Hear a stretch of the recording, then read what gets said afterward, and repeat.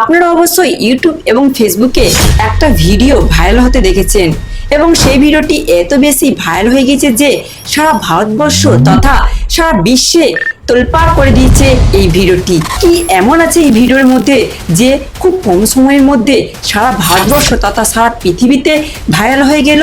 তাহলে আপনাকে অবশ্যই পুরো ভিডিওটি দেখতে হবে।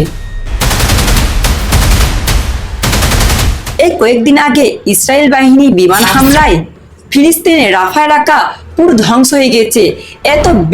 এত বেশি বিমান হামলা করেছে ইসরায়েল বাহিনীরা যে রাফা এলাকায় কেউ বাঁচেনি। এখনো পর্যন্ত সেখানে আজানও শোনা যায়নি।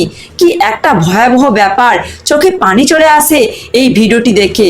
অর্থাৎ এই সম্বন্ধে একটা ইমেজ পোস্ট করা হয় এবং সেই ইমেজটি এত বেশি ভাইরাল হয়ে গেছে যে সোশ্যাল মিডিয়াতে যে ওই ইমেজটি সারা ভারতবর্ষেও তোলপাড় করে ফেলেছে। সারা ভারতবর্ষে যারা অভিনেতা অভিনেত্রী আছে তারাও এই ইমেজটি খুব বেশি পোস্ট করেছে এবং সেই অভিনেতা অভিনেত্রীর মধ্যে দিয়ে একজন হিন্দু অভিনেত্রী ছিল যার নাম মাধুরী, যে একজন সুপারস্টার নায়িকা এবং বলিউডের তারকা। সে যখন এই ইমেজটি পোস্ট করেছিল সঙ্গে সঙ্গে এত বেশি ভাইরাল হয়ে গিয়েছিল যে সারা ভারতবর্ষে তোলপাড় করে ফেলেছিল এই পোস্টটি। তারপর কি হয়েছিল জানি না, হঠাৎ করে তিনি 2 মিনিটের মধ্যে ওই ইমেজটি ডিলিট করে ফেলেছিলেন। তখন তিনি বলেছিলেন, আমার প্রতি অনেক অভিযোগ আসছে, যে অভিযোগের কথা বলতে পারবো না, অর্থাৎ বুঝে নিতে হবে।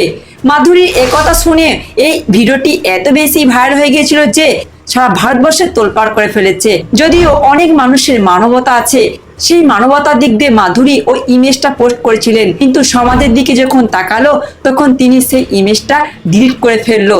অর্থাৎ তেনাকে ডিলিট করতে হবে, কারণ তিনি কোন দেশে বাস করছে অবশ্যই বুঝতে হবে। প্রিয় ভিউয়ার্স, আপনিও ফিলিস্তিনবাসীদের জন্য খুব বেশি দোয়া করুন যাতে তেনারা সেখানে ভালো থাকতে পারে। আল্লাহর কাছে আমাদের এটাই দোয়া আছে, হে আল্লাহ আপনি ফিলিস্তিনবাসীদেরকে রক্ষা করুন, হেফাজত করুন। আজকে এই পর্যন্ত, দেখা হবে নতুন কোনো একটা ভিডিওতে। ততক্ষণ পর্যন্ত ভালো থাকেন, সুস্থ থাকেন। এতক্ষণ ছিলাম আমি জুলফিকার। আসসালামু আলাইকুম ওয়া রাহমাতুল্লাহ।